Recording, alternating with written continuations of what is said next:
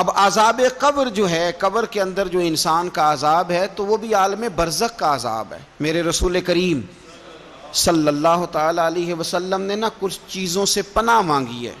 خود حضور نے، رسول کریم علیہ الصلوۃ والسلام نے پناہ مانگی۔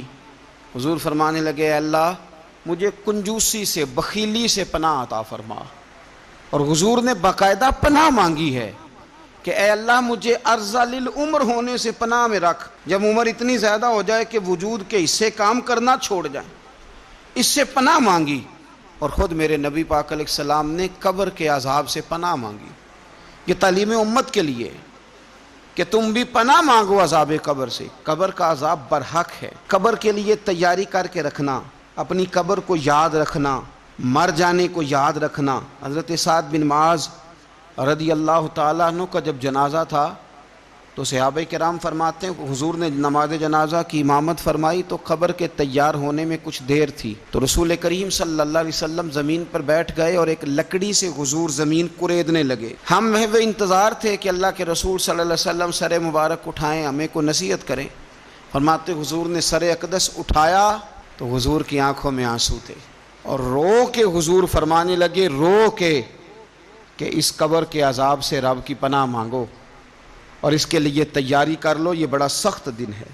رو کے حضور نے فرمایا، رو کے۔ آج تو لوگ مذاق بناتے ہیں، کچھ فقیر صوفی درویش کہلانے والے بھی، وہ کہتے ہیں یہ جو مولوی بتا رہا ہے نا قبر میں بچھو ہوں گے، سانپ ہوں گے، یہ تو مولوی اپنی قبر بتا رہا ہے، ہمارا اس سے کیا لینا دینا ہے۔ خدا سے ڈریں۔ وہ چیزیں جو احادیث مبارکہ میں آ گئیں، جس سے نبی پاک نے ہمیں ڈرایا، ہمیں سمجھایا، آپ اس تنبیہ کو، اس نصیحت کو آپ اس رنگ میں لیں گے کہ مذاق بنایا جائے گا دین کا، بجائے اس کے کہ اس سے ڈرا جائے۔ حضرت سیدنا براء بن عازب رضی اللہ تعالیٰ عنہ ارشاد فرماتے ہیں کہ میں نے نبی پاک صلی اللہ تعالیٰ علیہ وآلہ وسلم سے خود اس بات کو سنا ہے۔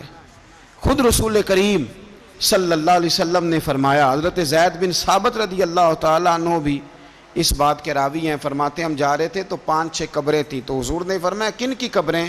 ہم نے عرض کی یا رسول اللہ صلی اللہ علیہ وسلم یہ کافروں کی قبریں، یہ صحیح مسلم میں حدیث موجود ہے، کفار کی قبریں۔ تو اللہ کے رسول صلی اللہ علیہ وسلم فرمانے لگے، ذرا حدیث کے لفظوں پہ غور کرنا، حضور فرمانے لگے اگر مجھے ڈر نہ ہوتا کہ تم اپنے مردوں کو دفن کرنا چھوڑ دو گے، اگر مجھے اس بات کا ڈر نہ ہوتا کہ تم اپنے لوگوں کو، مرنے والوں کو قبروں میں دفن کرنا چھوڑ دو گے، اگر یہ مجھے ڈر نہ ہوتا تو میں سناتا کہ قبر کے اندر کس طرح عذاب ہوتا ہے، تمہیں دنیا میں رہ کے میں سناتا، پر ڈر ہے کہ کہیں تم اپنے مرنے والوں کو قبروں میں دفن کرنا چھوڑ ہی نہ دو، اس لیے میں تمہیں یہ بات نہیں بتاتا۔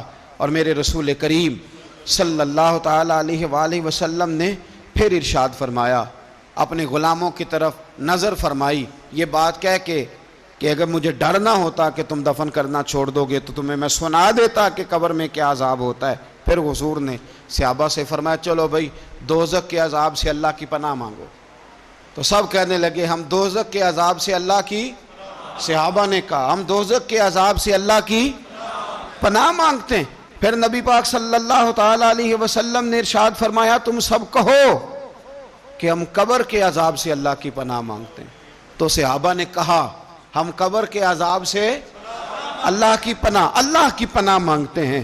پھر میرے رسول پاک علیہ الصلوۃ والسلام نے فرمایا تم کہو، سارے یہ کہو کہ ہم ظاہری اور باطنی فتنوں سے اللہ کی پناہ مانگتے ہیں۔ تو صحابہ نے کہا کہ ہم ظاہری اور باطنی فتنوں سے اللہ کی پناہ مانگتے ہیں۔ پھر میرے محبوب علیہ السلام نے فرمایا تم کہو کہ ہم دجال کے فتنے سے اللہ کی پناہ مانگتے ہیں۔ تو صحابہ کرام نے کہا کہ اے اللہ ہم دجال کے فتنے سے تیری پناہ تیری پناہ میں آتے ہیں۔ نبی پاک علیہ السلام نے یہ الفاظ کہہ کے یہ بات بتلا کے ہمیں سمجھا دیا، ہمیں قائل فرمایا محبوب نے کہ یاد رکھنا، اس بات کو اچھی طرح سمجھ لینا کہ اگر مجھے ڈر نہ ہوتا کہ تم اپنے مردوں کو دفن کرنا چھوڑ دو گے تو تمہیں بتلا دیتا کہ قبر میں کتنا سخت عذاب ہوتا ہے۔ اپنے معاملات پر غور کریں۔